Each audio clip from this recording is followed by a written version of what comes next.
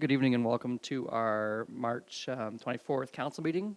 Councillor Jaworski is missing her first meeting in 6 years, so she was the last one to do it for this term of council too. She will be helping her child. I believe she's deputy coach slash trainer slash manager of the hockey game that's going on right behind. So she sends her regrets. So call to order. Moved by Deputy Mayor Lang, seconded by Councillor McDonnell. Be it resolved that the March 24th, 2025 council meeting of the Township of South Glengarry now be opened at 6:43 p.m. All those in favor? Carried. And I thank everyone in attendance for waiting with us. We had a meeting just before, so we took a little health break there. Please rise for the singing of our national anthem.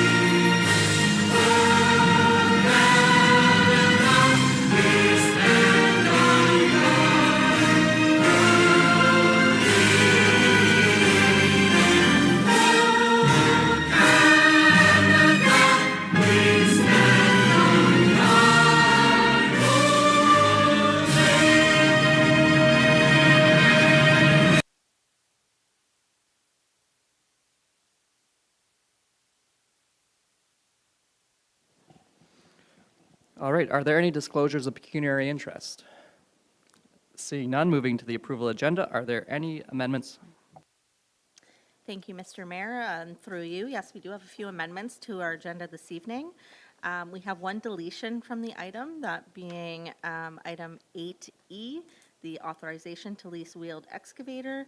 And we do have several additions to the agenda this evening, that being an item under key information reports. So that will become item 10B, which is a report regarding the federal election and its conflict with our April 28th council meeting. And we additionally have 4 additions to closed session this evening, one being a staffing matter, 2 of those items being related to lease agreements, and 1 item related to negotiations. All right, thank you. And was there any consent agenda items wish to be pulled? Thank you, Mr. Mayor, and through you. If possible, I'd like to pull 11B, notice of dust suppressant. Okay, that's fine. All right, so moved by Councillor McDonnell, seconded by Councillor Bougie. Be it resolved that the Council of the Township of South Glengarry approve the agenda as amended. All those in favor? Carried.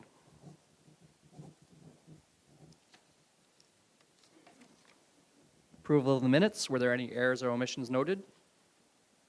Seeing none, moved by Councillor Bougie, seconded by Councillor McDonnell. Be it resolved that the minutes of the following meetings be adopted as circulated. Previous meeting minutes, March 10th, 2024. All those in favor? Carried.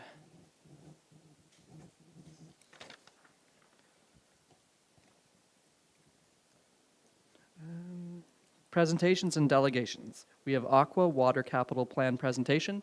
I believe Mr. Sege is introducing the speaker. Thank you, Mr. Mayor. And through you, this evening we have Carla Covert. She is with Ontario Clean Water Works. She is a water and wastewater engineer. She's been in the field for approximately 10 years. And she helps many municipalities across Ontario with items such as this. And this evening she is bringing forward the capital plan that she has produced after spending many days inside our water and wastewater facilities, as well as many days in the books to review our assets. So this evening, I welcome Carla for the presentation. Okay, thank you. And just for everyone's awareness, that this presentation will be 20 minutes was granted rather than our normal 10, and there will probably be some questions afterwards. And if you could just present when you're talking into the microphone for online, just make sure your kind of microphone is in there. Sounds good. Hello, everyone. Okay, so just to run through the agenda really quick, I'll introduce myself further. We'll talk about the 14 facilities of interest for your water and wastewater infrastructure. Aqua developed an asset inventory for all of these facilities. You have a nice detailed list of every single piece of assets for all of these facilities. Then we developed a 25-year capital plan. So looking at all of these facilities, all of the assets, and creating a detailed project list depending on the performance of those assets in the 25-year horizon. And you'll also see detailed slides for each facility to showcase some of the funding numbers or some of the values that were determined.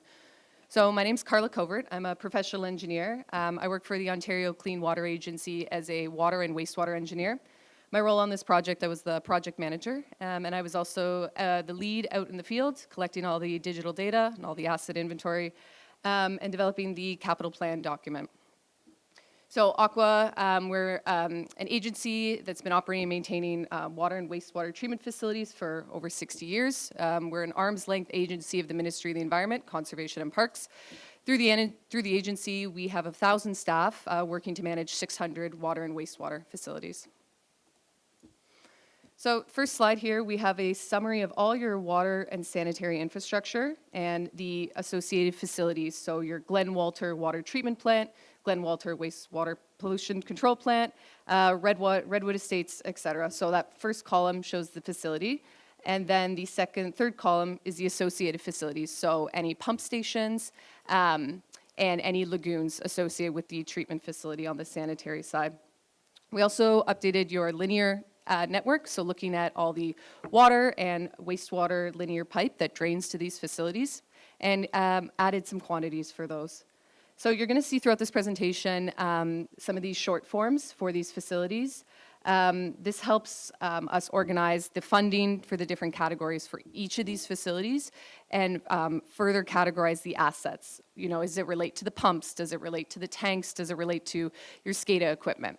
So you're going to see these categories come into play for the visuals. Okay, so the capital plan. So the capital plan document, it's a comprehensive list. It's a year-by-year list in Excel of projects related to all of these facilities and each of the assets at the facilities. The way the Excel report's designed, it's supposed to act like a living document. You plan, you do, you check, and you act. Every year, you look at this Excel file, and you create a plan, and you implement it, and you see, you use the cost values for budgeting, and it helps you organize the types of projects into the priority. So you'll see on the capital plan document, the first 2 years of projects, those are considered high priority. The year 3 to 6 is the medium priority projects, and then we have the long-term priority projects. So from years 6 through to 25. So just because I have 20 minutes, I won't showcase the document, but you'll see in the document each project includes the detailed project description. It gives a summary about the type of project. You know, is it further study? Is it a replacement? Is it a rehabilitation? It gives the timing information, so when the project is recommended to be implemented, and it provides a cost estimate. Not only does that cost include the cost of the asset itself, but it also includes the time and the money for someone to install that asset as well. So it's a nice, full, wholesome number that you can use for budgeting. Okay, so part of this assignment, there was a thorough site inspection at each of these facilities. So myself and a senior operator, as well as Dylan, we walked around each of these facilities, and we took information about every single asset that's on site, what year it was installed, and the performance of that asset. Performance being good, fair, or poor. So poor, you know, if the asset isn't performing, it's not meeting the needs, then it was flagged up front.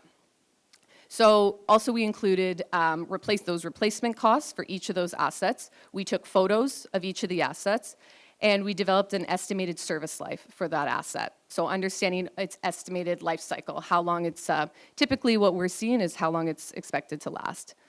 So all of this information was brought into an Excel file, a nice aggregate list that you can sort by facility. We assigned unique ID codes to every single asset, and ultimately we added 200 assets to your existing inventory. So nice comprehensive list. And the list is also a live document. You know, you can click on the photo link and you can see the picture of that asset. So nice usable document, really user-friendly. Okay, so starting to look at some of the values.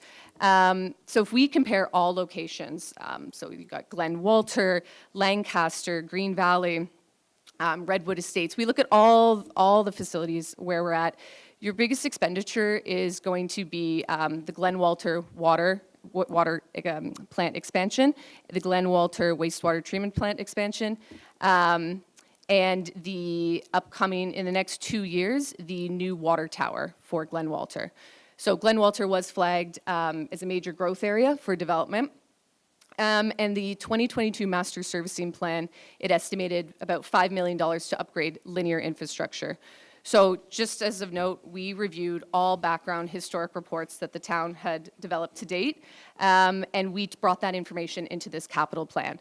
So the estimates through your master servicing plan or your building condition assessment reports, that information and any projects flagged in those reports has also been brought in to this document. So reading this graph, basically it's showing that based on those master servicing plan numbers for those 2 plant expansions, it roughly equates to about $5 million a year.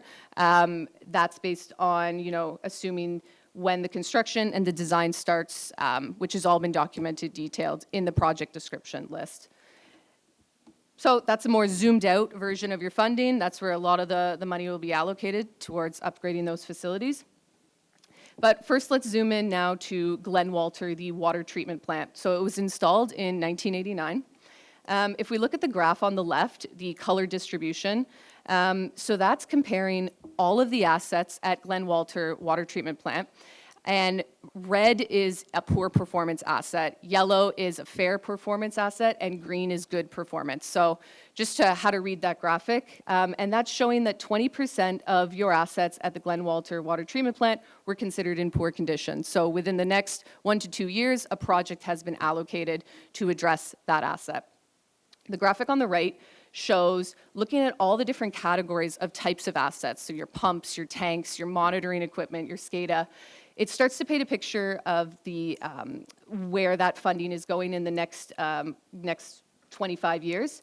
So in the next 3 years, some high budget items for the Glen Walter Water Treatment Plant include the high lift turbine pump, number 3 and 4. These pumps are original. They've had multiple partial rebuilds. A new pump has been recommended to be purchased for 2025 and 2026 to support the installation of your new water tower in Glen Walter. Also flagged from the site inspection was the generator. So that's that cost in 2027, that large gray part. It's the original diesel generator. It's only able to turn on 1 high lift pump at a time. Only half of the system's panel is powered by this generator. It is a design flaw from back in the day. You know, so that cost has been allocated in 2027 to address that generator. And you can see we could go onwards, but we're going to focus on the first 3 years to get into the detailed descriptions. But it should reference that, that the living capital plan document that the town has, all of these graphics are tied to that data. So if you make updates to the data, the town can live and breathe with this document and continue to create these funding graphics to support future funding initiatives. Okay, looking at the Glen Walter wastewater treatment plant and checking time, I have another 10 minutes. Glen Walter wastewater treatment plant. So the graph on the left shows about 20% of the assets are considered in poor condition. You can see the funding on this graphic at the wastewater side is much less in the next 3 years. Some of the projects for the next 3 years that were flagged is Commutator 2025. It's not operating right now, and it does require full replacement. An aeration distribution arm has been flagged for 2026 project to repair a broken arm. And the SCADA system is not currently connected to the wastewater side of the facility.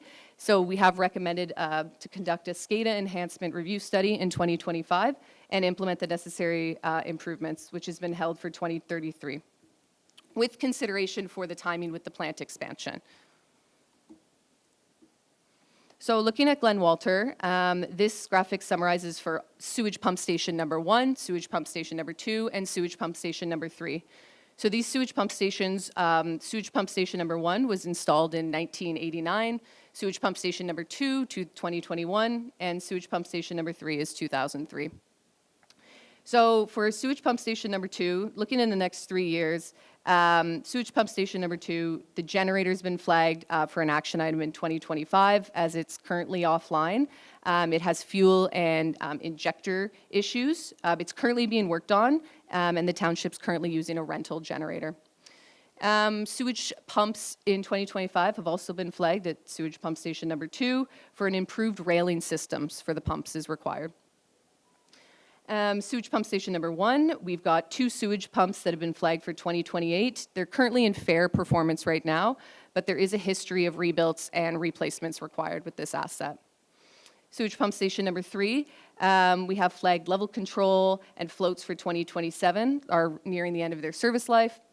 We have 2 raw sewage pumps. Replacement is recommended for both pumps. And the control panel for the pumps has been flagged as a project in 2029 as it's nearing its end of its service life. Okay, looking at Lancaster, the water treatment plant. So of all the assets, 10% have been flagged as poor condition. And you can see the graphic within the next 3 years, it's about $150,000 in the next 3 years to address the following projects. We have the SCADA and Historian, which is a project flagged in 2025. It has been scheduled for replacement, and that's underway with the township. The Clear Well has been flagged as a project in 2025. It requires a detailed condition assessment. There's visible liner peeling, and repair funds have been allocated for 2028. PLC number 1 and 2 at the water treatment plant have been flagged for a 2026 project. The operators report that it's hard to find the parts from this system, and the township is currently buying refurbished parts. And with an estimated service life of the PLC panels of 15 years, the PLC has currently exceeded its life cycle. So it has been flagged as a project for 2026 to address the PLC. And lighting replacement is another cost that's been flagged in 2027. So you can see on the graphics, it's less cost allocated than the other, what we've seen in Glen Walter water treatment plants and wastewater treatment plants. Okay, looking at the water tower now, final 7 minutes here. The water tower was installed in 1975, so it's one of your oldest assets, and you've actually had 2 recent inspection reports, which have flagged a couple of things regarding the ladders and the fall arrests. An overflow pipe has been flagged as having corrosion issues. Roof improvements have been flagged for 2028. And exterior refinishing, full removal and replacement of the cladding has been flagged from the inspections that the township has completed. We've also allocated ongoing costs to address this asset, as the township currently plans to maintain this water tower and use in the long run for the foreseeable future.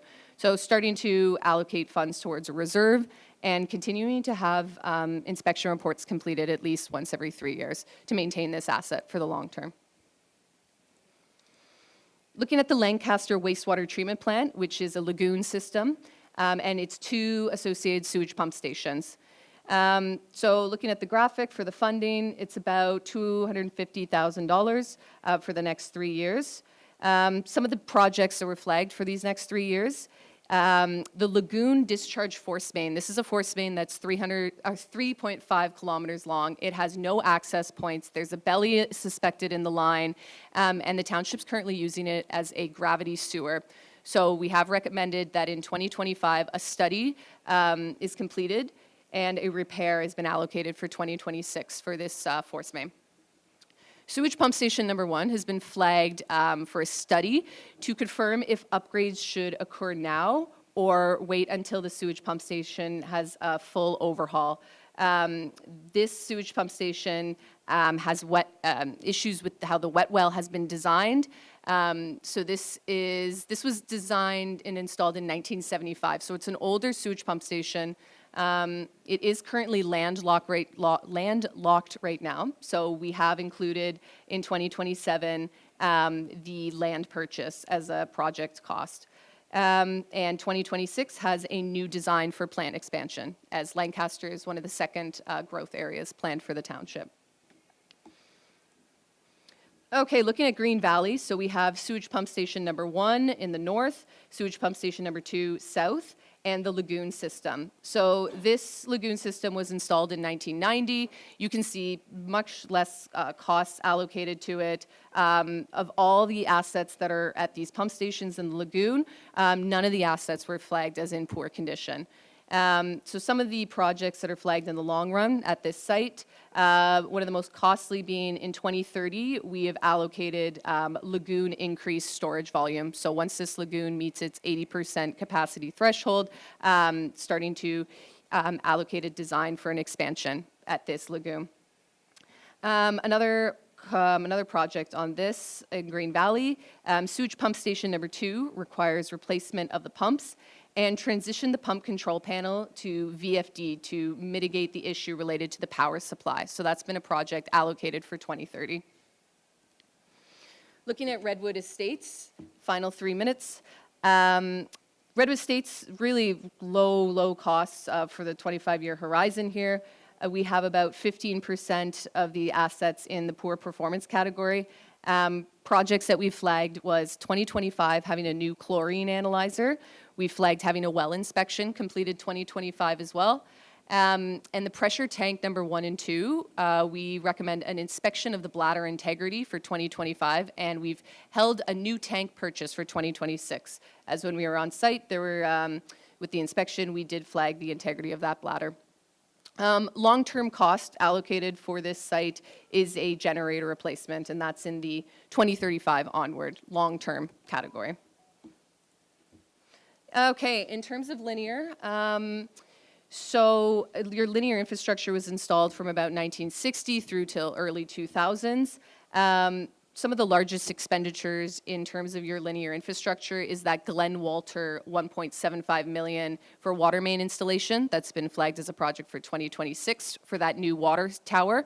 And again, this assumes that we do not get a connection from the city of Cornwall for the water. Other large expenditures for the linear side, sanitary sewer improvements following the Glen Walter wastewater treatment plant expansion, which in your master servicing plan was flagged at about $5 million and is estimated that this will occur in 2035.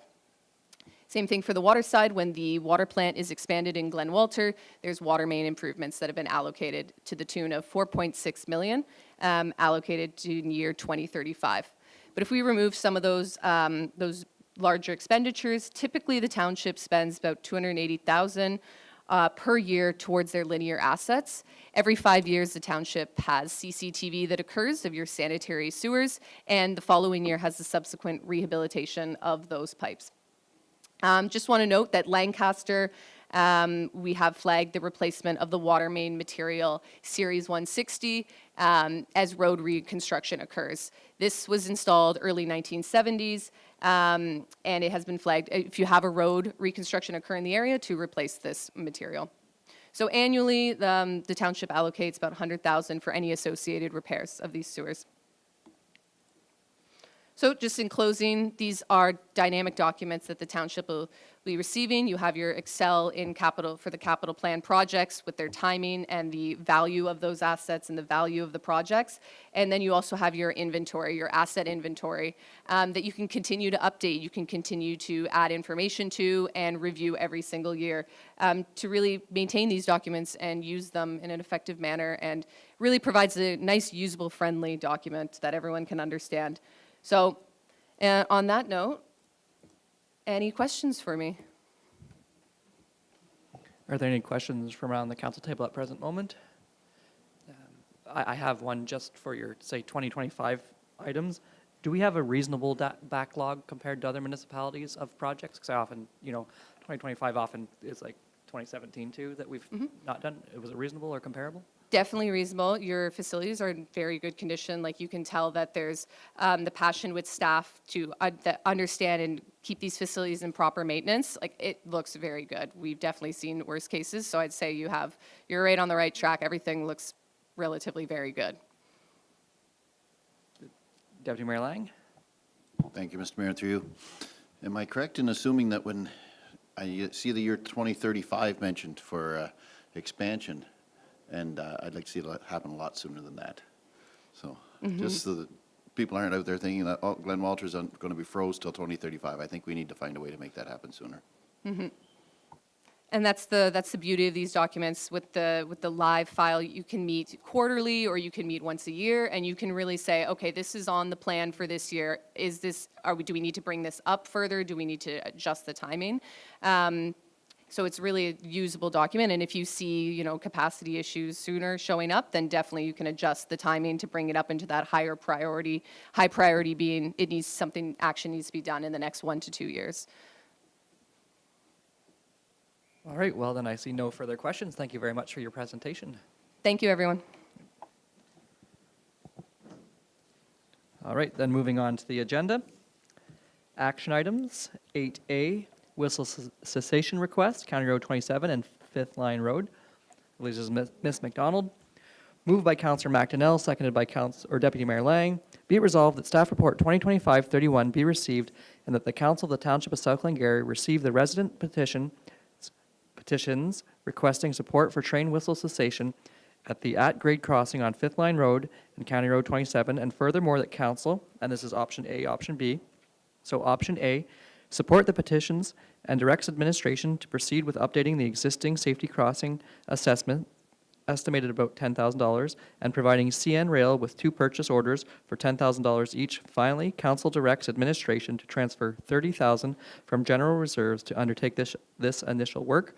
Or option B, does not support the petitions for whistle cessation and directs administration to close these files. Ms. McDonald. Thank you, Mr. Mayor, and through you, as noted in the resolution, council has received 2 petitions for whistle cessation. One of the petitions was in October, and administration was directed to prepare this report and come back with a recommendation. And we have recommended not supporting the petitions for a number of reasons. The big one being that the township has a rail safety assessment that we completed in 2010, and in fact, the closing statement notes that we can never effectively replace the use of a whistle. And then speaking with the track supervisor for this area, he agrees. He noted that he would likely not support a whistle cessation request should it come to CN and get through their engineering division. In speaking with the engineering division, there's a financial cost. So the $30,000 that we would be transferring from general reserves would be $30,000, so 15 each, 15 per location. That's not to do the work, that's to find out what work would need to be done. And from my speaking with CN, there's no change in the number. We're not going to get that down. So it's $30,000 this year to determine what we would need to do to support this cessation of whistles at those 2 locations, and then the money, whatever it may be, to undertake the work. However, the biggest part is the safety component, and that was heavily supported by the CN track supervisor. Thank you. Thank you. Questions or comments? Councillor Bougie. Through you, Mr. Mayor, I am in favor of option B. To me, again, many factors, but safety is paramount and liability is the other factor. It even says in CN, if you do go ahead with the study, if there is an issue or accident at that crossing, we're going to be held liable, even more so.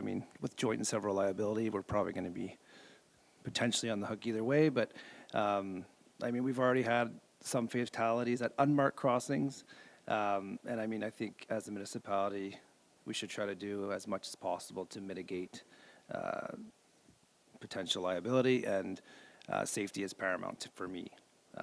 I lived around by the tracks pretty much my whole life, and the train came first at the end of the day, but I can understand people's issue with it, but to me, it's a factor of safety and at the end of the day. Thank you. Are there any further questions or comments at this point? Deputy Mayor Lang. Thank you, Mr. Mayor, and through you. I guess I'm along the same lines. I don't have to put up with the train whistle unless it's a really foggy, overcast day, and then it's kind of a pleasure to hear because it's once in a blue moon that I do hear it. But so I understand it must be a real annoyance for the people living there.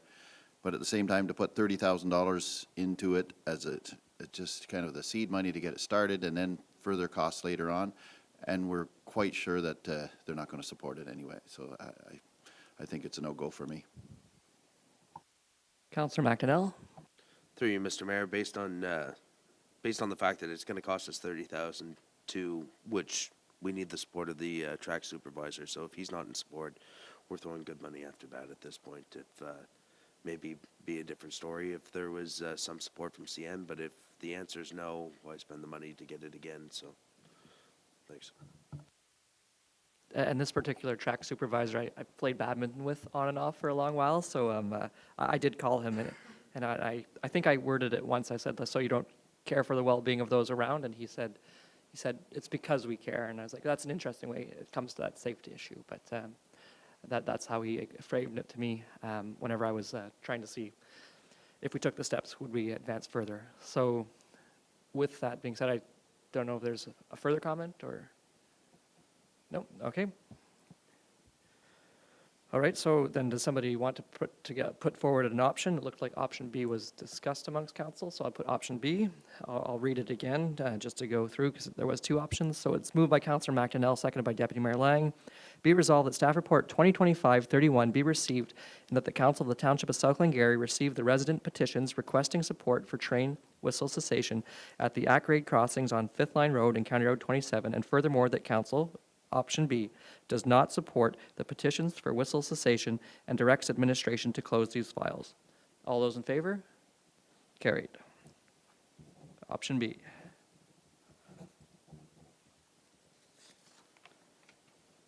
Next item is 8B, Roads Fleet Advanced 2026 Tandem Purchase. Ms. McDonald, you're on the call again. Moved by Deputy Mayor Lang, seconded by Councillor Bougie. Be resolved that staff report 2025-32 be received and that the council of the Township of South Glengarry authorize administration to proceed with collaboratively tendering with the SDG counties for the purchase of one tandem truck complete with box and plow harness as a replacement for Unit 11, 2008 Ford Sterling, with the understanding that the 2026 budget will include an expense of $420,000 for this purchase. Ms. McDonald.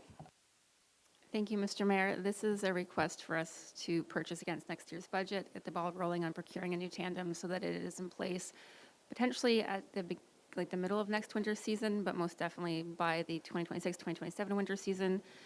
Lead times for procuring equipment has shortened, but it's certainly not, snappy. So if we would like to have our equipment replaced in the 2026 year, we would like to start procuring. And the counties does have they do have a tender coming up that we could jump onto, so it would be a minimal work for our administration. And we've successfully done this before. The tandem that we just received, we did procure a year in advance with the counties, and it was a seamless and wonderful experience. Okay, Deputy Mayor Lang. Thank you, Mr. Mayor, and through you. Happy to see us collaborating with the counties. I think it helps counties and it helps us as well. It's going to attract more interest in the tender if you can put out a little bigger bid for them and more trucks. And so I think that's a good idea. And I think as we talked earlier, we're looking to keep our fleet in reasonable condition. So we know we need to move on this one. So all in favor? In favor? All right, we'll call the vote. All those in favor? Carried.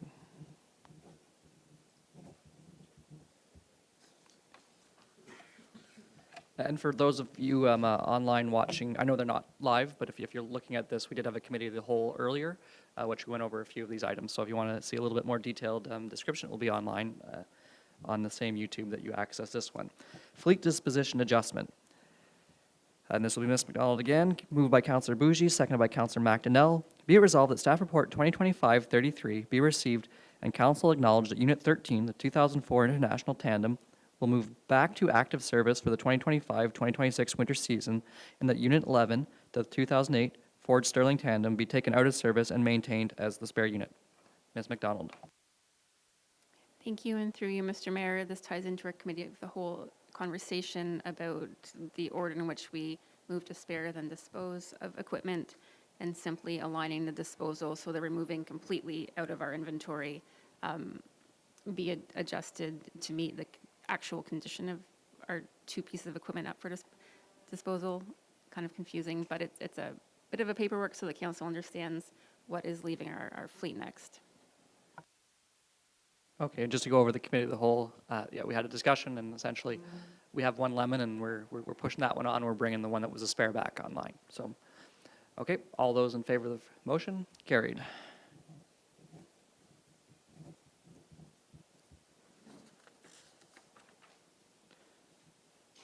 Yeah, we're doing this one.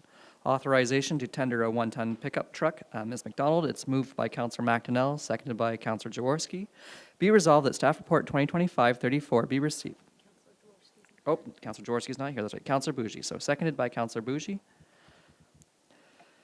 Be it resolved that staff report 2025-34 be received and that the Council of the Township of South Glengarry authorize the tender of a heavy pickup truck as presented in the draft 2025 budget to be funded through the Roads Equipment Reserve and Water budget. Ms. McDonald. Thank you, Mr. Mayor, and through you, this would be an increase in level of service for the township, although in comparison to our previous practices, it'd be realigning to when we had our 5-ton in service. So it is looking to purchase a heavy pickup truck, specifically a 1-ton, and we're looking for authorization to go and either receive quotes or put out a tender for actually a heavy pickup truck, because there are a few 2-tons out there that we could snag if we act fast. So we are looking for council's direction to undertake such a search and add a heavy pickup truck to our fleet, funded, like I said, through Roads and Water. It would be 6 months road, 6 months water, and it would follow that employee who shifts between. And water, it'll be used for linear infrastructure maintenance, and in roads, it will be used heavily for coal patching and all of their kind of winter running around that they do. It would be the third, kind of fourth heavy pickup truck that we have in our fleet. And again, there was a robust discussion through the committee of the whole. Thank you. Thank you. Are there any comments or clarifications from the committee of the whole or for this report? All those in favor of the motion as read? Carried.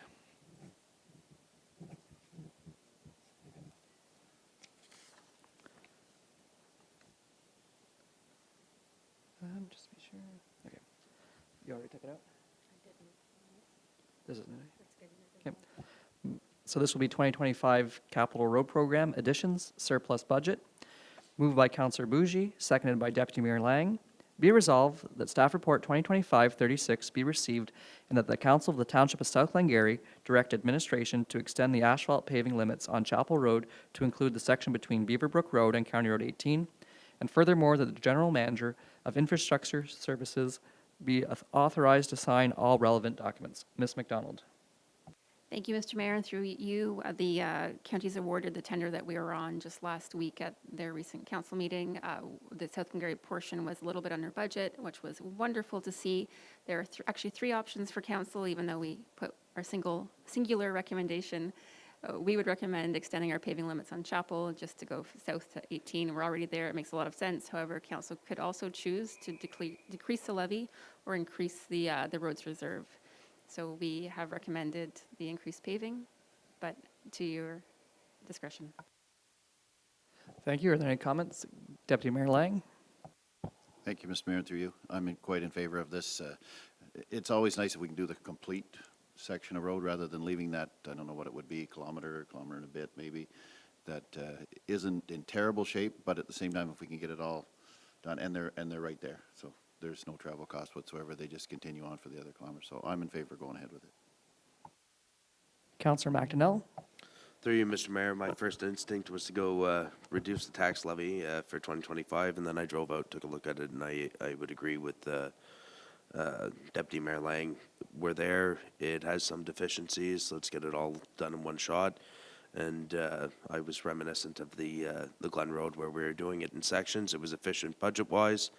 But at the end of the day, you're driving a good section of road to a tough section of road to a good section of road. Just do it all, be done, and have one good road instead of in pieces. So I'm in favor of your suggestion. Thank you. All right. So it seems the prevailing mind is to carry. So all those in favor? Carried.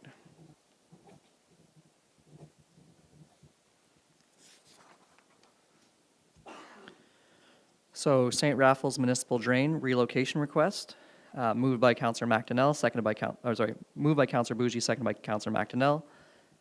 Be it resolved that staff report 2025-35 be received and that the Council of the Township of South Glengarry accepts the 2 notice of requests for drain minor improvements under Section 78.5 of the Drainage Act RSO 1990 for part of St. Raffles Municipal Drain from Peter Summers, and furthermore, that the Council of the Township of South Glengarry appoints Shade Group Incorporated to update the St. Raffles Municipal Drain Engineers Report to legitimize the drain relocation request, where the engineering and construction cost will be the responsibility of the property owner. Ms. McDonald. Thank you, and through you, Mr. Mayor, I'm presenting tonight on behalf of our drainage superintendent, who we just felt it'd be more expedient if I continued to sit in this chair. We received 2 requests for a minor drainage improvement under Section 78. Those 2 requests are attached to the council package tonight, along with a quick map provided by the drainage superintendent and a signed statement from the applicant noting that they understand that they would be responsible for all the costs, so there'd be no cost to the township for this, as well as a signed statement from a budding landowner who we would need to trespass across their property, so providing us permission to undertake this work. It's fairly straightforward. The property owner is aware of the costs involved. They have an estimate from Shade Group, and they are comfortable with Shade Group undertaking the work for them. So the township would, some small administrative burden, however, it is supported by the drainage superintendent and myself. Thank you. Any comments or concerns from around council? Okay. All those in favor of the motion as read? Carried.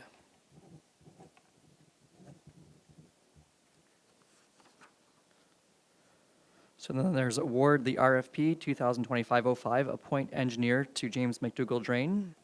Moved by Deputy Mayor Lang, seconded by Councillor McDonnell. Be it resolved that staff report 2025-38 be received and that the Council of the Township of South Glengarry award RFP 2025-05 for professional services for James McDougall Municipal Drain Engineers Report to Shade Group Incorporated in accordance with their submission dated March 7th, 2025, and that the General Manager of Infrastructure Services be authorized to sign all relevant documents, and further that the Council of the Township of South Glengarry appoints Shade Group Incorporated under Section 78.1 of the Drainage Act to update the McDougall Drain, or James McDougall Drain, Municipal Drain, engineer's report to legitimize the major improvement where the engineer costs associated with the proposed major improvement be the responsibility of the township. Ms. McDonald. Thank you, Mr. Mayor, and through you, this is the RFP that we put out in response to a decision made by council, I believe, early February, to, instead of replacing one of the structures on First Line Road, to look at realigning the municipal drain to eliminate 2 road structures from our inventory, and so whereby saving money or making it more efficient for the township in the future to maintain our road infrastructure. We went out for a competitive RFP. We received 2 submissions. It was Shade Group and Robinson Consultants. They are both excellent firms for this type of work. The review team for the award was myself, Kyle McIntosh, our technical supervisor, and our drainage superintendent. So both Gary McDonald and Sean McDonald attended and participated. And based on the criteria in the RFP, we are suggesting or recommending award to Shade Group Incorporated, who had an excellent proposal. And we had a few back and forth with both firms with some questions because this is not it's straightforward, but the Drainage Act makes it not straightforward. And we felt that Shade Group provided excellent responses and an understanding of what we wanted to do as a municipality, and provided a few value added for the small extra costs that they had put in their proposal. So that's the first part of the recommendation. The second is that they be appointed as the engineer to undertake the work under the Drainage Act, and I think I put back in that massive, no. The staff report in early February had a flow chart, so we're still at the beginning of the flow chart, but this is all necessary to get to the end, which is essentially realigning that drain and getting things flowing and removing those 2 bridges from our inventory. Thank you. Thank you. Are there any questions or comments from council?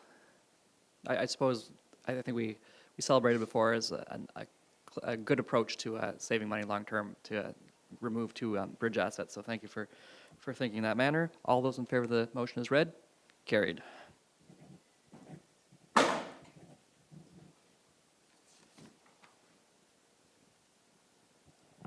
So we have the kennel license request, Bellevue Pet Resort.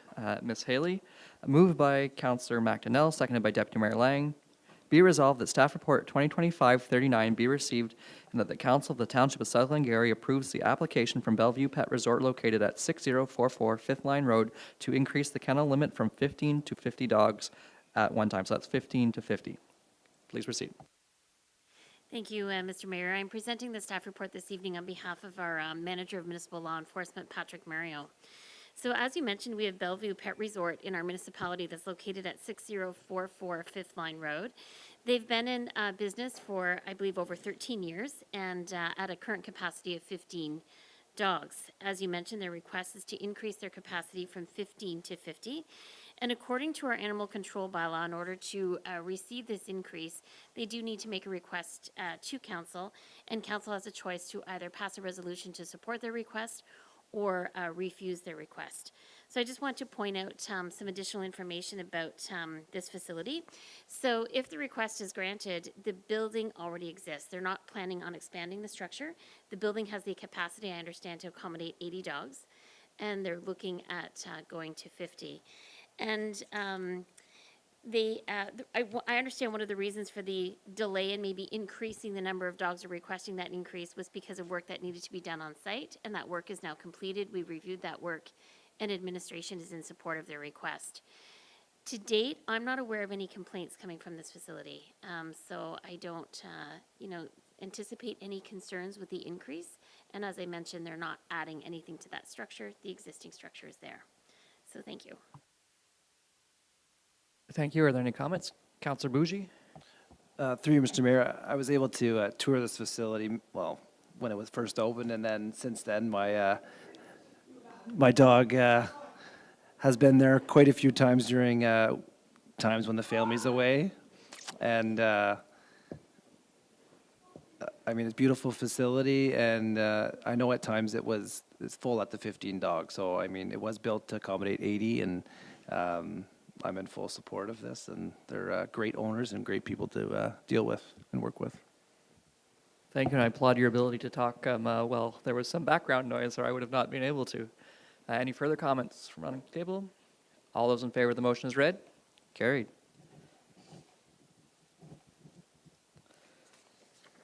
Moving to 2024, council remuneration and expenses. Moved by Councillor Bougie, seconded by Councillor McDonnell. Be it resolved that staff report 2025-40 be received and that the presentation of the 2024 statement of remuneration and expenses of members of council be received and acknowledged. Ms. MacDonald?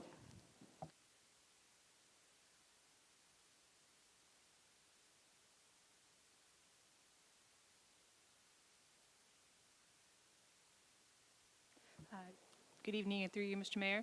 As noted in the report, this is required in the Municipal Act, Statement of Expenses from 2024, and is presented for your review this evening. Thank you. I know last year there was some conversation about the presentation. Is everybody okay with the presentation of this information? Okay, we'll keep it for time. And I would like, because I'm lower than normal, and I don't want that people think I'm frugal. I missed one meeting last year, and you're going to see that jump back up next year. So in all fairness, my number's artificially low. Any other comments? Okay, all those in favor of the motion is read. Carried.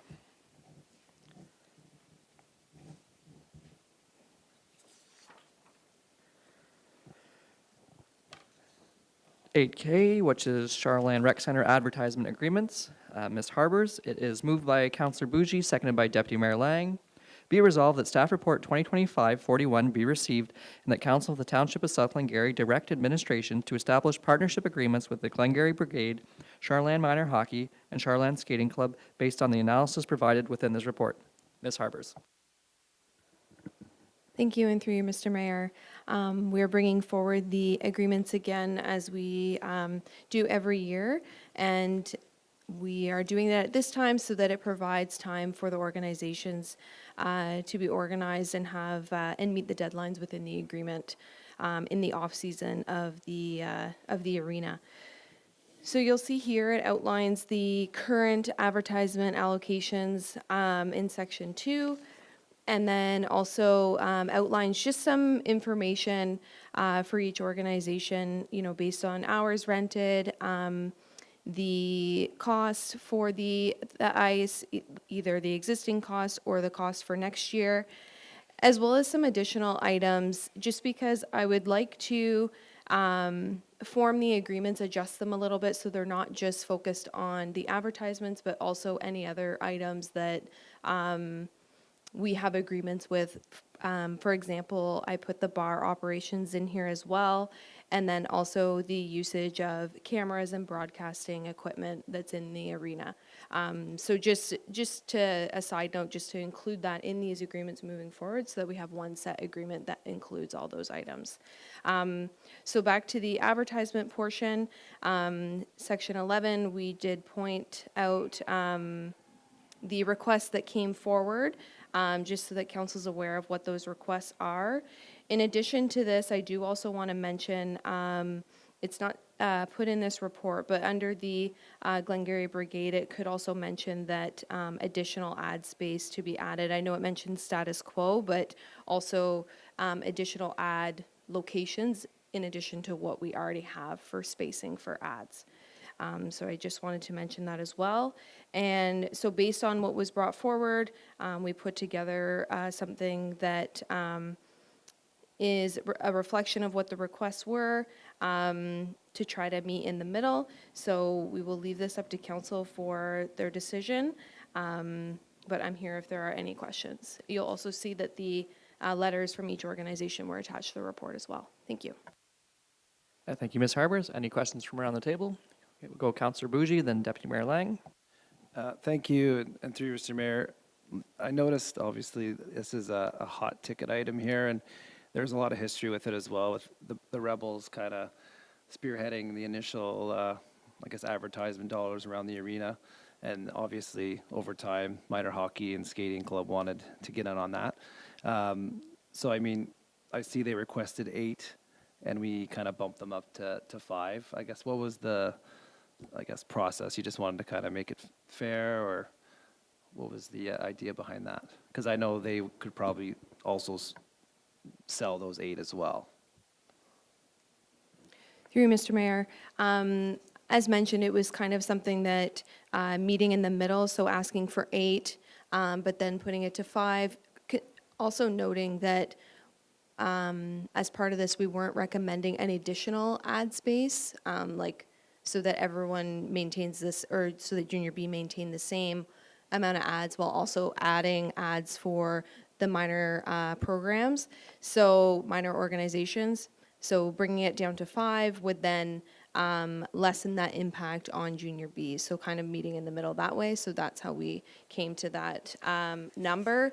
And then also, I mean, it still is up to council's decision while also having that other information that's in the report based on hours and costs. That's the hourly rate by each organization as well. And in terms of these boards and ads, how involved are we in doing this? Because are they charging the same amount, I guess, is my other question, for this similar type of advertisement? To make it fair, right? Do we Through know Mr. that Mayor, number? I don't have the exact number of what each group is charging. However, it's my understanding, I believe the skating club and minor hockey are charging similar amounts. Whereas I think Junior B might be a little different in that costing. I did see Deputy Mayor Lang, and then we'll go to Councillor McInell. Thank you, Mr. Mayor, and through you. Thanks for putting this together, and I think it's good to get this moving, and I'm definitely in favor of us getting some agreements in place. Acknowledge our audience tonight, which I believe all 4 are here for this item, and acknowledging that Sandra and Jason specifically have done a lot of work that took it from a time when we had no ads to where we are now, and bringing in quite a bit of money in the community, from the community to support hockey in this building. So where I think I'm going to go, and I've talked to everybody here at one point or another about this, I think I'm leaning towards giving minor hockey and the skating club the 8 that they asked for. I know it's quite a hit for Junior B, but I think, and I think it's to the tune of around $12,000, but I think it's also $12,000 that goes to help kids in our community. I was wrong. I thought there was not very many kids on the Junior B team from our community, and I guess there are 6, so there's more than I thought, which is great, so it's good to see. But at the same time, I think when people see the ads on the board, they are assuming that that is going towards the kids playing minor hockey and figure skating, and so that's kind of where I am, that I'd like to kind of balance that out a little bit. I know it's going to be a hit for Junior B, but at the same time, I think we're maybe one of the few arenas that's letting this money go to the groups. I don't know what Alexandria is doing, but I doubt that that Junior B is getting the money for all of those boards in Alexandria. So, I mean, it's tough to do, and I think we got to kind of balance it a little bit and figure out what the best thing is. But that's where I'm at the moment. Something else I would like to mention, and I think like Trevor just brought it, or sorry, Councillor Bougie just brought it up, is there should be a set rate, I think, for these boards, so that it's not somebody trying to undercut somebody else and sell, well, we're going to sell them for $500 and we're selling them for $750 and this sort of thing. And there maybe should be, and maybe that's the township's job, is to step in and say, this is the rate for the boards. If you want to sell them, you have to, to do it at this rate, and not be trying to undercut each other. I don't know. That's where I am now. I'm curious to see where everybody else is, where we land on this. Councillor McDonnell. Through you, Mr. Mayor. Along the same lines as the deputy mayor, in the sense of like looking at this holistically. When I grew up, there were no board ads when I played hockey in this arena and in minor hockey, and neither group got money from essentially a township asset. So I think if we look at this holistically, I'm a fan that we're doing it this way, that the money is going back to the groups, the money supporting our local sports teams. Everybody sees the board ads whenever they're in here, whether they're here for a Junior B game or if they're here for a minor hockey game, a skating club event, or if they're here to watch some old guys go out and throw a lacrosse ball around in the middle of the summer even. So there's a benefit to the businesses that their name's getting out there. So I guess at large, anybody coming through is getting the benefit as a business. So at the end of the day, they're getting it, but the money's being split up in. No, I'll agree. It's been very one-sided over the years that Junior B has had it, but they had the initiative to start it. So I will give them their due there. I would agree that there should be a little bit more balance in this, and I mean, I'm always open to other opportunities for advertising to be raised. If there can be advertising done in other spots in the arena, I think we should investigate it. But I am firm that I think if we're going to do this to keep things fair across the board, sorry, I've got a cold and it's killing me as the day goes.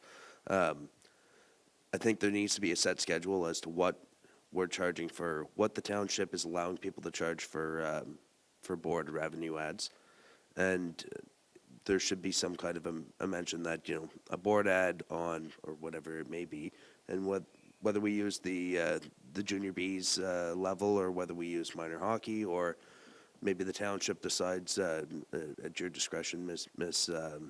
Harbers, as to what is the right balance or what is the right schedule to maybe use. But there has to be a schedule, and there can't be some competing that, well, don't sponsor Junior B because we can give you we're selling it for $200 less for the board ad right next door. Like, it cannot be like that, because if that's the case, I pull all the board ads and we'll take the money and give it back to you. And then it's out of your hands. But I think we have to have a schedule that outlines what the cost of each single individual ad is, whether it's on the Zamboni or on the boards or above the benches.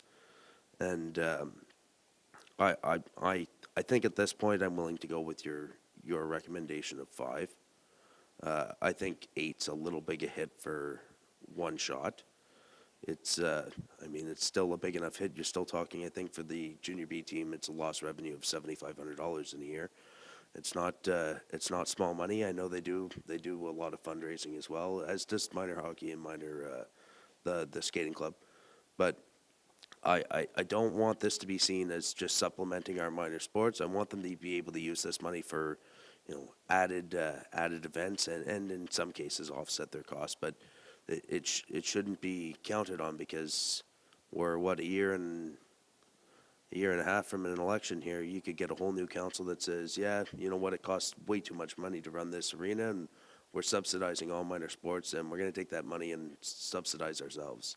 So I don't want it to become a reliant thing where, you know, a rogue council could come in and ruin it all for all our sports groups, that they're then dependent, or they're then hitting all of their parents for more money. So I'd like to see it a good focus in place, and maybe build this and make it a bit of a template for other municipalities to support their local sports teams, and make sure that we don't get into trouble on this, that it can be pulled out over disagreement between parties.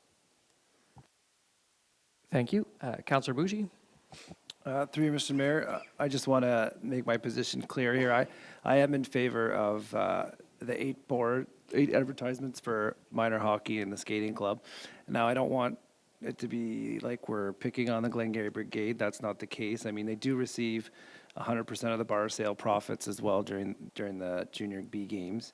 And I know most municipalities around SDNG do not give board advertisements back to the groups. So we're very unique in that way. So, I mean, we wanted to support minor sports and all sports, really. But, I mean, if Glengarry Brigade maybe has a creative idea of maybe advertisements over the bar or something like that, maybe, I mean, they can come up with a unique solution, I guess. I don't know if Sherry Lynn is open to something like that, or if you've had discussions about that, but maybe you can answer the questions about other municipalities giving their advertising dollars back. Are we the only ones? Through you, Mr. Mayor, we looked into this a few years ago when we were starting to dive into these agreements. And for the lower tier municipalities, a lot of them, the ads are done through the township and the money goes back to the township. Unless there's maybe like a couple board ads where, you know, that one board ad is for minor hockey and they just get, you know, $300 for that one ad. However, I believe the city of Cornwall has at the Civic Complex, that's the advertisements is to their hockey team there. But just for lower tier municipalities, it's typically to the township, unless like I mentioned, it could just be like one or two one-off advertisements.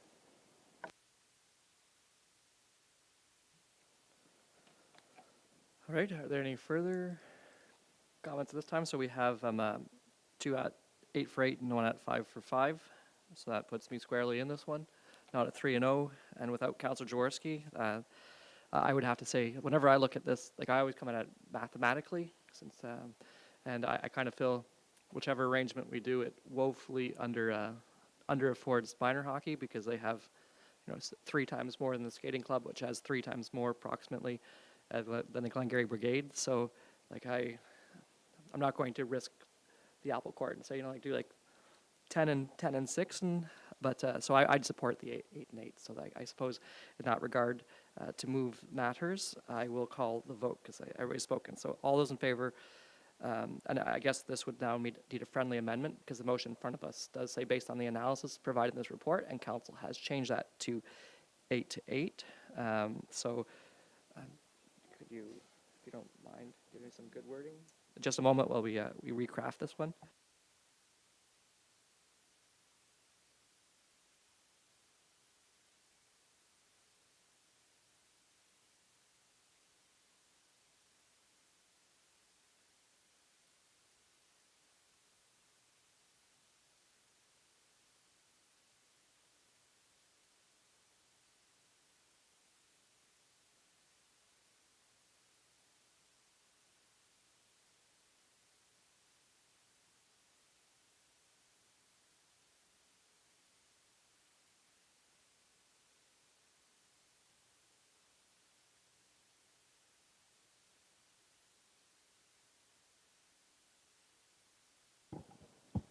All right, I'll read the amended resolution on behalf of Mayor McDonald. So moved by Councillor Bougie, seconded by Deputy Mayor Lang, Be it resolved that staff report 2025-041 be received and that the Council of the Township of South Glengarry direct administration to establish partnership agreements with the Glengarry Brigade, Charland Minor Hockey, and Charland Skating Club based on 8 boards for Charland Minor Hockey and 8 for the Charland Skating Club. And then that, the remainder to remain with the brigade. That makes sense and reads okay for everybody, or? Sorry, I tried to say it fast. So does that capture what we want to do? I think so, other than the fact that maybe, and I mean, we have to leave administration some, because the agreements are going to be a lot more than just that, I would assume, some leeway too. But I would like to see us try to have a balance of what the price is, that it's not all over the place. So I don't know if we have to capture that in here, or we just, staff gets direction and hopefully carries that out. So, yeah, I suppose, Councillor Bougie, you're also in favor? Well, I guess I am, so that would be, because I like the idea of having, you know, a set rate.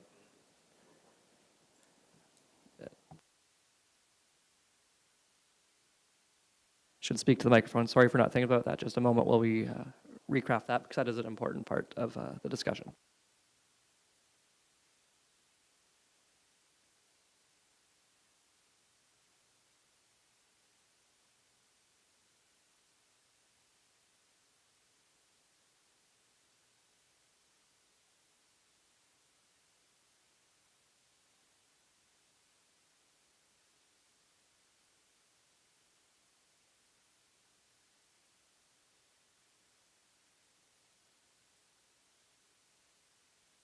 All right, let's do this again. Moved by Councillor Bougie, excuse me, seconded by Deputy Mayor Lang.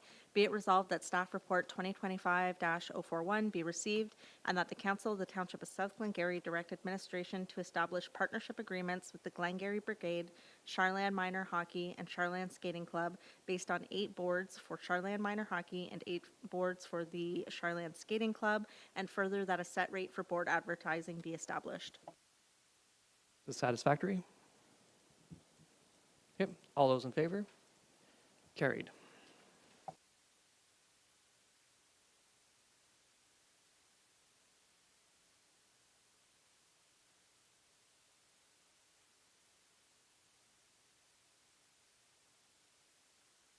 Moving to 8L, Charland District High School and Williamstown Public School sports field goal replacements. This is Ms. Harbers, moved by Councillor Bougie, seconded by Councillor McDonnell. Be it resolved that staff report 2025-42 be received and that the Council of the Township of South Glengarry hereby authorizes administration to allocate $52,150 plus applicable taxes from the minor sports reserve to purchase replacement soccer goals at Charland District High School and the Williamstown Public School sports fields.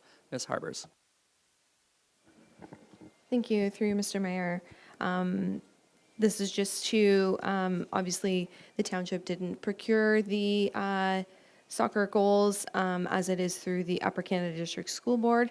However, they will be paid for through the township, so once we receive that approval to use the funds from the reserve, then the school board can go ahead with awarding their procurement. And as mentioned in the report, it is for soccer goals at Charland High School and Williamstown Public School, and we're hoping to have that completed prior to the minor soccer season, if possible.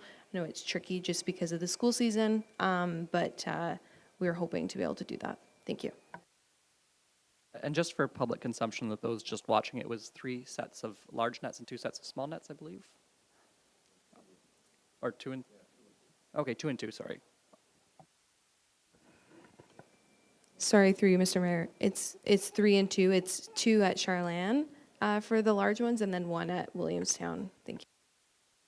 Thank you. So with this one, I imagine you kind of look at that number and we don't have control over it, which is unfortunate. I don't know if that council has any comments, or Deputy Mayor Lang? Thank you, Mr. Mayor. Through you. Yes, I have a comment. It's a crazy price. I just can't believe $50,000. I don't, like you say, we don't have any control over it, and I don't know that we have any recourse. And I'd like to see them done, but it just seems, you know, unless they're putting cement in the ground and anchoring them down or something like this, are they doing that? So maybe there's a little more to it, because if they're just building the metal for the nets, it's ridiculous. So hopefully it is worth it, but we don't have much say in it. We have to go this way, or we have to not play soccer on the high school fields. I think I saw Ms. Harbers maybe want to make a comment. She might feel the same way. Sorry, through you, Mr. Mayor. I'm sorry, I should have put that in the report. It is cement anchored soccer goals. That's what the school board requires for installation. It's a bit different from what we would install on our municipal soccer fields, where they're kind of the screw-in anchors that are still allowed or permitted for safety, but at the school board, they require that type of install. And the soccer frames themselves have to be purchased through a certain supplier as opposed to being made, like handmade, from, a local contractor. So that's probably where that difference is. Councillor Bucci? Through you, Mr. Mayor, I know we had talked about this in the past about replacing like for like the uprights. Did they change that to include them, or are they still not included on the one main field for rugby, football, other sports of that nature? Through you, Mr. Mayor, this one, I think I included in the last report, but this replacement does not include those frames, so they will stay the same because those ones are not being replaced. And is there, Councillor McDonald, that wasn't okay. Is there any way we, positive, I like that, yeah. Yeah, maybe, because we had a conversation, Mr. Fothrop, on the city of Cornwall, so, and how they procure, because sometimes, like this one, as you highlighted, there was one successful bidder, but maybe you could provide an alternative way, not to us, to the school board as a method of what the city of Cornwall has done to get around the one bidder, just to put it in the ethos.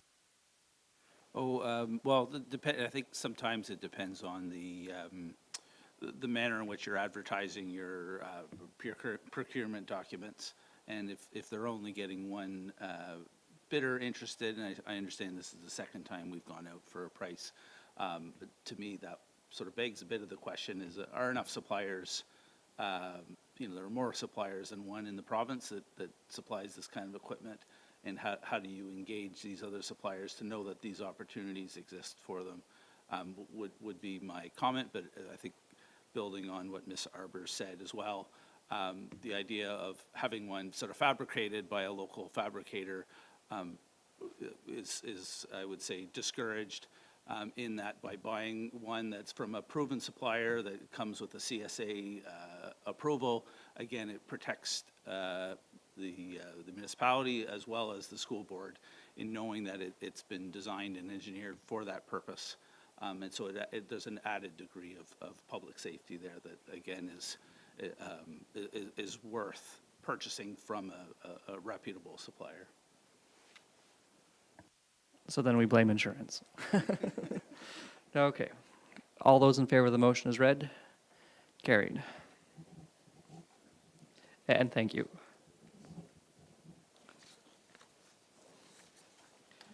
Consent agenda, there was one item to be pulled, notice liquid dust suppressant. Oh, sorry, no, key information reports first. Asset management plan, water capital plan, Ms. McDonald and Mr. Segang.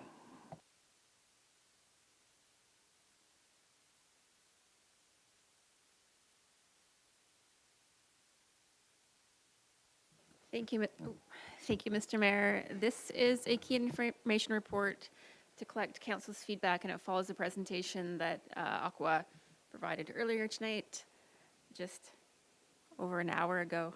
So hopefully it's clear in everyone's memory. And a reminder that we undertook that capital planning study on our mission, or on our journey to renew our drinking water license, but also as part of our asset management plan. So the capital plan that was presented at a very high level will be included in our asset management plan and will form the basis for our financial plan. So we have awarded the next step administratively for the water financial plan, which is developing the plan using our operational data and the capital plan to DFA. We did a 4-quote invitational request, and they came back at a wonderful price with strong resume. Anyhow, the question is council comfortable with what they saw tonight from Carla for us to provide to DFA to form the basis of our financial plan, or should we come back with more, like, we are going to provide them with what we have, but if council requires more information or clarity on anything, we'd like to provide that to you so we don't create these documents that are completely out of line with what you're looking for. Thank you. Okay, I don't know which counselor put their hand up first. Okay, Counselor Bougie, then Counselor McDonnell. Thank you, Sam. And through you, Mr. Mayor, just looking at the numbers, like 2025, we're expected spending required is $5 million. Is that realistic to you, or is that like way out of whack? Because I saw that number and I seemed like that just jumped out of the page there.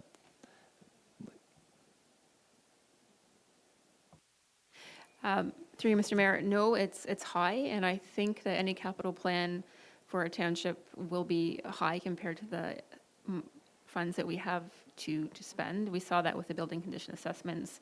The needs every year were like the gold-plated, gold standard, everything's in tip-top shape, where perhaps we can get by, you know, with things that are not in tip-top shape, but at the 60-70% shape. So no, I think, and Mr. Sege, I think agrees. We've looked at it and felt it is high, but it is the number that would get us to the best possible. And then every year through the capital budget, we would pick out what we feel is necessary for us to do to keep operations going. And hopefully in 20, 30 years, when we do this again, we've gotten really good at reserve transfers and rates and whatnot. And the next, then those numbers are lower and the funding is available to do it. But no, the quick answer is yes, it's high, and it is to get to like the very shiny gold standard everywhere. And just a quick comment through you, Mr. Mayor. Some of this is also dealing with funding as well, right? So none of the assets here are showing any funding. So as we apply for funding to do jobs, there is a noticeable difference as well. Through you, Mr. Mayor, I was going to highlight maybe that there's also a lot of those projects we will not do without funding, and it's not realistic to do them. As well as I just wanted to, I guess, highlight when we did when it was presented, the poor to fair to good, it stands out. Some of those poors and fairs could be small things that are not a priority. They're not inhibiting regular, like, your drinking water is not at risk. It is being responsibly supplied to you. We're not dumping raw sewage daily, just pumping right over the wall into the St. Lawrence River. This is not the way we're running the water department's being run. It looks bad in that presentation in the sense that like 50% of our assets are in poor shape. Poor may be working and over their expected life expectancy, and they're in plan for replacement in the next number of years, but they are still working, and it's not like our water systems are falling apart. Also, I just wanted to highlight Glenn Walter. It'd be very irresponsible of council and the water department to spend some of the money that they're recommending we spend when we don't know, are we going to own and maintain a water treatment plant in the next couple of years, or are we going to be supplied by the City of Cornwall? Is our wastewater going to go to the City of Cornwall? Are we going to tear down both plants and build a brand new wastewater plant and on that site? Or are we procuring land to build a second location for our wastewater and our water treatment plant? Like, there are so many things up in the air to be spending on large ticket items that aren't slated for replacement just yet would be irresponsible of the dollars of the people that are paying the water rates to put a number of pumps in that might not be used in a new system. So I think you're doing a great job. I think you're very efficient with your funds, and you are always thinking of the taxpayer and the ratepayer. So I'm not overly concerned this way. I'm personally fine with it. I said the only thing I would maybe ask is if in an info report or that we maybe get a list of some of your bigger priorities that were highlighted through that, and maybe some if there's some things that stood out that this report highlighted to you that weren't on your list, that little surprises here and there.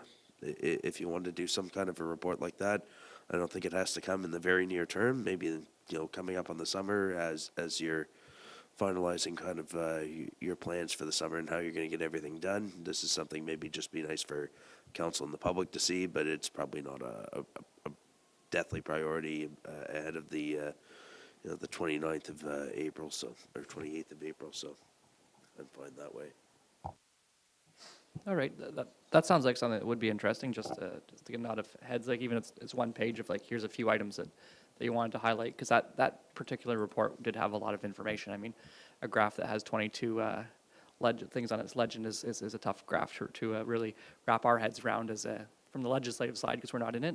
And I'd like to piggyback on something that Councillor McDonnell said too, is as much as some of those things would say poor condition, I mean, I've always been like appreciative of like the pumps and how they consistently, it's like, oh, we did something, we spent a few thousand instead of tens or hundreds of thousands on big pumps, and we've got it working just fine. So like that might look poor, but it's actually common sense, or not, maybe not common sense, I feel like I'm politicking if I use that word, but like it's just good value. So we appreciate the good value you bring us. Resourceful, it's resourceful, that's right, yes, it's innovative and resourceful. All good. Okay, so yes, you're on track, and just and as I said, it's not an urgent thing. Just when you have the moment to maybe highlight a few things. Thank you. Through you, Mr. Mayor, I just wanted to say thank you to Councillor McDonnell for noting the hard work that our staff do to keep things running, and for reassuring anyone who may look at those tables and say, oh, poor condition. He's absolutely right. Our water and wastewater systems are well run. They're responsibly run. All of our drinking water goes through robust checks every day. So you're getting safe and reliable drinking water, and to reassure council that like we are meeting our standard of care under the Safe Drinking Water Act, which we've all taken the training, so you know what that means. But like our water division is doing an excellent job at fulfilling that mandate on your behalf. And then federal election, April 28th, council conflict. Ms. Campo? Thank you, Mr. Mayor, and through you. As it turns out, our upcoming federal election is going to fall on a previously scheduled council meeting date, which is April 28th. Now, in the past, when a provincial or federal election has fallen on a council date, we've typically deferred the council meeting. In this case, we definitely need to make an accommodation of some sort, as the Elections Canada will be utilizing our council chambers the day of the election for voting. And as the clerk, I've got to support those voting efforts and advocate for us to increase that accessibility for or having voting locations. So with that said, there's a couple of options that council might want to consider, and we're looking for a little bit of direction tonight so that we can take the necessary steps to get the wheels moving. So one option would be to proceed with the meeting on the scheduled date of April 28th, but hold it at an alternate location, keeping in mind that we do not have our recording equipment at alternate locations, so we would not be able to offer a recording of the meeting. Another option would be to reschedule the meeting to the following day, which would be Tuesday, April 29th, and we've already confirmed with Ms. Harbers that the hall is available on that date. And a third option would be to cancel the meeting. However, administration's recommendation is to proceed with option 2, being to hold the meeting on Tuesday as opposed to the Monday. So we're just looking for some direction from council as to what your preferred option might be. Councillor Bougie? Through you, Mr. Mayor, as long as you feel like you can set up on the Tuesday, I'm fine moving it a day to the next day. That's fine with me to keep things rolling along, especially if Joanne has any pressing planning issues that need to be dealt with. So I'm fine with that date. Seeing yeses, okay, so we'll go with option 2, reschedule the meeting to Tuesday, April 29th at 6:30 p.m. I thought we were going to do like the substitute teacher and be like, no lesson a day. Put the television on, just enjoy, cancel the meeting. No, but so option 2. So moving to the consent agenda, 11B, notice liquid dust suppressant contract extension. This one was by Ms. McDonald, but I believe was brought up by Deputy Mayor Lang, and I'm interested in this conversation. Thank you, Mr. Mayor, and through you. Yeah, I just wanted clarification, and Ms. McDonald gave it to me this afternoon, but I thought it would be good for the public, if they're watching the meeting, just to realize that what the issue is. We had a contract for dust suppression with an option of a 2 years of extension. We did 1 year last year, and this year should have been another year at 3.3 or 3.2, whatever it was, the percentage of increase. But I guess, and Ms. McDonald can likely explain it better than me, but I guess that had to be agreeable to both parties, from what I understand. So, because usually an extension means that we get to decide if we extend it or not. But so I was just curious why we couldn't do it. Through you, Mr. Mayor, Deputy Mayor Lang is correct. The contract requires both parties to agree to the extension. So when South Glengarry is the lead procurer for the 6-member municipalities, we reached out to the dust suppressant supplier and offered them an extension at 3.3%. They said they couldn't meet that this year, but they'd be happy to negotiate another value. I went back to our member municipalities, chatted with them. We did a bit of research. We called around. We found the going rate on the open market, which was well over $600 per flake ton. We came back and we kind of thought the other public works directors are quite well connected, so they were able to get a price that we thought would be reasonable for us. And we negotiated with the dust suppressant supplier for the $5.95 per flake ton for 2025 and extended it as such. It was accepted by all 6-member municipalities, and we went forward with it. Not on this graph, though, and I'd just like to highlight, because sometimes I can be wrong, but in 2020 and 2021, our cost per flake ton was $373, and 2022 was $399. So over that 5-year period, you can see that's like a 9% increase per year if you average it out, which is really quite high. Like, we're $200 a flake ton more now than we were in 2021. So we'll have to revisit the cost per kilometer for gravel versus other options. I would think council might be interested in that, given that the market is equalizing itself. Thank you. No, imagine Deputy Mayor Lang would be happy to see you go in favor of a hard top, and particularly asphalt where possible, so we can get the longest and greatest duration. And even this one, I think it's 13% up just this year. Councillor McDonnell? Through you, Mr. Mayor. Just wondering, aggregate, I'm trying to remember, I don't know that we've seen that yet, or we do expect that soon, or have we seen that? Correct me if I'm wrong. Through you, Mr. Mayor, there was a consent agenda report a few months ago. I'm just going to look backwards to whether, if you guys remember. Do you remember what the price was? I don't remember. Our technical supervisor says it went up 3%. Oh, as per our contract extension, that one was built Okay. in. We offered, they accepted. Okay, I was trying to remember, because I'd seen this and I thought we'd already seen this, but I remembered, okay. So it was the aggregate that went up 3. Okay, good, thank you. Deputy Mayor Lang? Thank you, Mr. Mayor, and through you. I think that's a great idea to investigate whether these gravel roads are worth it or not. Like, and I would never have thought that we were spending over $200,000 a year to put calcium on our gravel roads.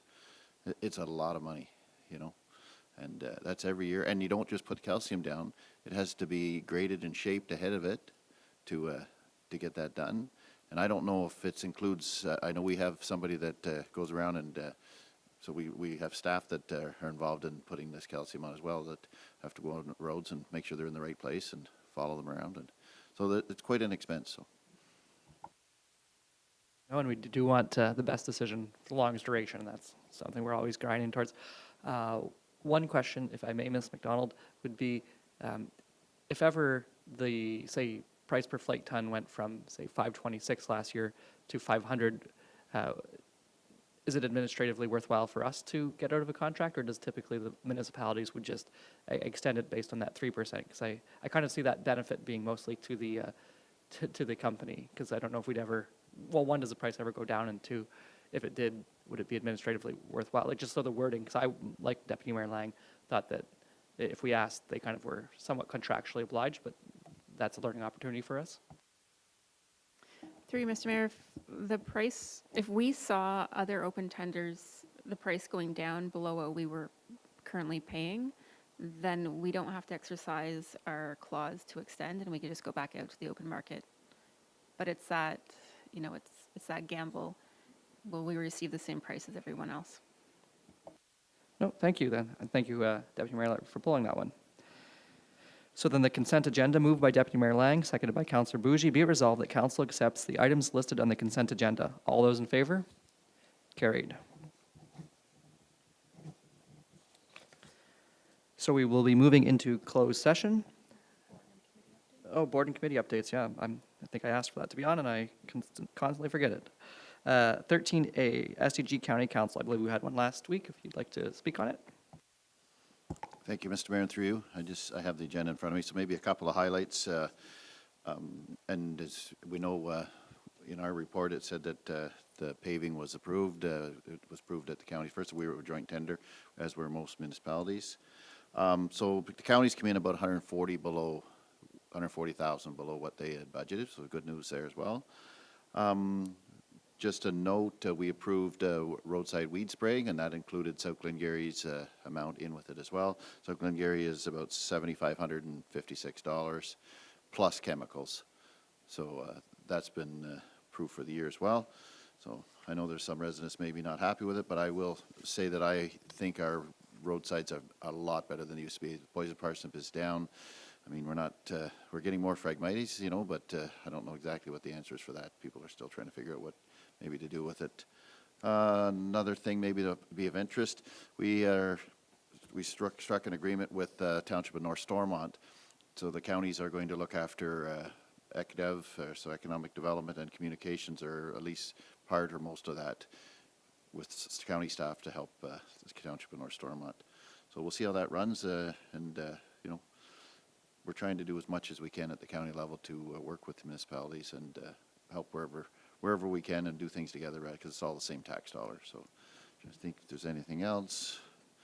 Road tour is going to be put off until fall because our roads manager, Ben, is retiring. I'm sure everybody is not retiring, moving on to South Stormont or South Dundas as their CAO. The road rationalization study, it was presented. That's of interest to us because we were the township that would be affected the most with the most, I don't know if you want to call it downloading or, you know, but roads being turned back to us. So what was mentioned at the time was that there's some townships that want to move ahead quickly because there's projects that have in the go and roads that are being transferred that everyone's in agreement with.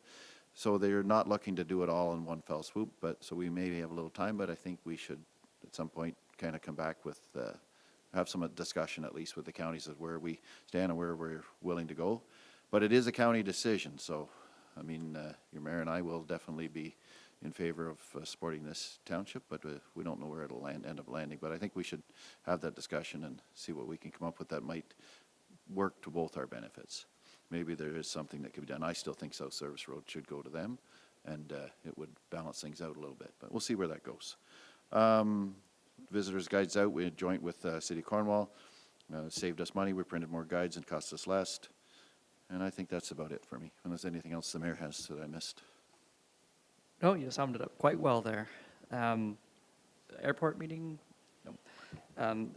RRCA, so the Conservation Authority, held a strategic plan meeting. It's the first time updated since 2001 or 2005, in that range. 20 years or so. 20 years since the last one. So what comes of those conversations, I would say that always shocks me is how limited the mandate of conservation authorities. It's really like the protecting people and property from water hazards really is essentially the core mandate. So we've been pretty good here, but a few of the Western Ontario conservation authorities apparently took some extensions on that. So fortunately, we're not having to reel in too much versus that. But excited about that. Our next meeting for that is early April, and then a second strategic planning meeting in mid to late April. Glengarry County Archives Board. I should just, is there any other boards that require reporting? None? Okay. Borders Mayor Alliance, there's a roundtable this Thursday, so I'll be attending that and I'll report back. Okay. So now, closed session. Moved by Councillor McDonnell, seconded by Councillor Bougie. Be resolved that council convene to close session at 8:16 p.m. to discuss the following items under Section 239-2 of the Municipal Act. 2, a meeting or part of a meeting may be closed to the public if the subject matter being considered is D, labor relations or employee negotiations, specifically employment matter, a proposed or pending acquisition or disposition of land, specifically lease agreement, plans and instructions for negotiations, specifically plans for negotiations. All those in favor? Carried. So now going to closed session. We'll report later.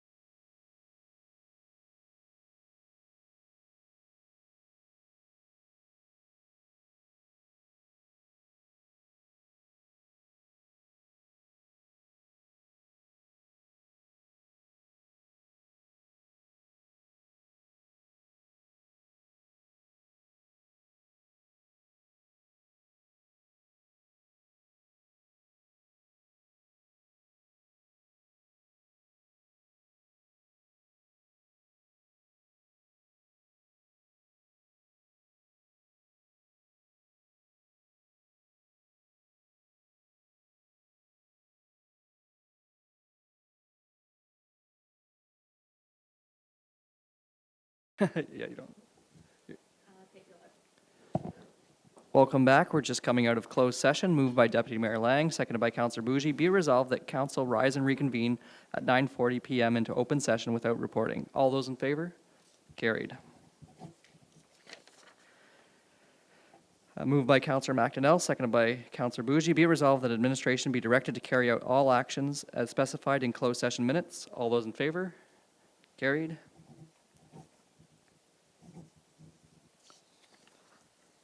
Confirming bylaw, moved by Councillor Bougie, seconded by Councillor McDonnell. Be it resolved that bylaw 2025-15, being a bylaw to adopt, confirm, and ratify matters dealt with by resolution, be read a first, second, and third time passed, signed, and sealed in open council this 24th day of March 2025. All those in favor? Carried. And then adjournment, moved by Councillor McDonnell, seconded by Deputy Mayor Lang. Be it resolved that the Council of the Township of South Glengarry adjourn to the call of the chair at 9:41 PM. All those in favor? Carried. Have a good evening, everyone.